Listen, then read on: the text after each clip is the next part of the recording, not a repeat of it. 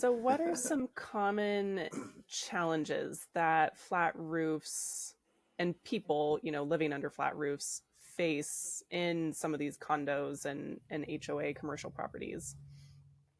Um, they're very susceptible, obviously, to foot traffic. You don't walk on slope roofs as much. Most of the debris sheds off of them. There's not so many penetrations to reinforce, but when you're putting a lot of stuff on the roof, there's a lot more vendors and services to be had up there, from lightning rod assemblies to HVAC units,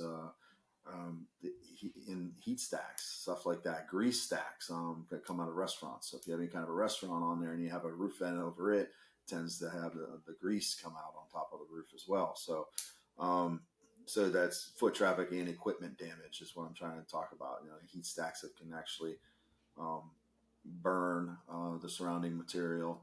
Anything that has chemicals on it, chemicals, on the commercial side of things. There's certain types of roof membranes that work better in high chemical and acidic environments. And the biggest one of all of them, really, and is always a concern, is ponding water. You don't have slope, you're not shedding water.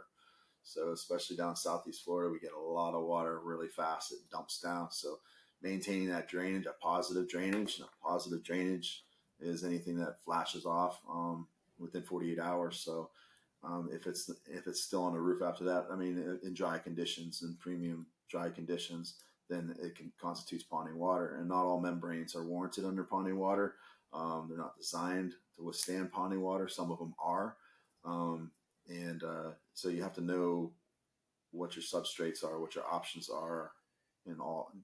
Every situation is different. So those are all things you definitely need to take into consideration, and HOAs need to know that. I mean, that's why we're having this discussion, because you have all this going on. It's out of sight, out of mind. On slope roof, you really don't have much to worry about.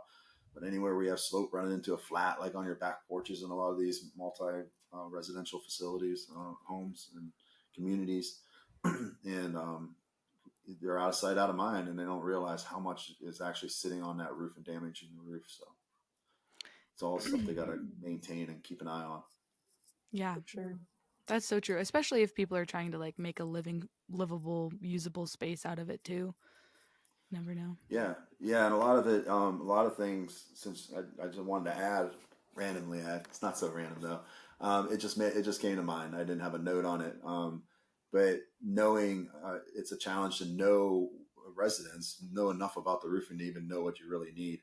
Like modified bitumen cap sheets, granulated cap sheets. The granules in manufacturer's warranty are considered a maintenance item. Okay, that's why the roof coatings come into play, because those granular surfaces typically do not live as long as the warranty. So it's the responsibility of the building owner to maintain, and the community, when they decide to go that route, need to understand that. They need to know that, hey, about 10 years down the line, we're going to be paying for a coating. It may be a less expensive option now, but it is a real durable option. So you put a silicone coating on a modified bitumen down here in Southeast Florida, it's a pretty solid system versus a single ply. But you have to catch it in time, just like anything. If you don't keep your eyes on it and you forget about it, or changes of boards and changes of priorities in the community, as board changes and property managers change, a lot gets left behind. Absolutely.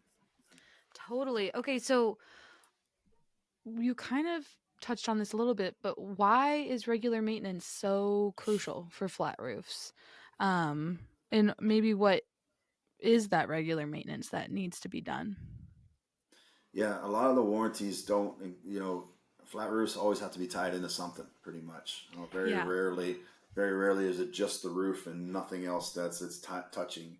It's not just going off the edges and going into a wall. I mean, this tied into other walls up there, all types of equipment, and they're all types of equipment. So different adhesives stick to different types of substrates, right? So if you have a stucco wall, or if you have a brick wall, or if you have stainless steel jack stands or brackets of any time, or you have, um, you know, rusting lead pipes.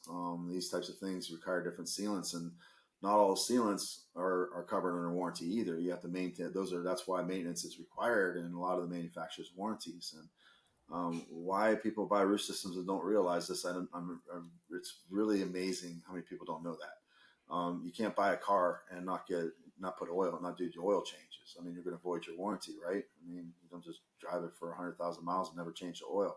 Same thing with your roof system.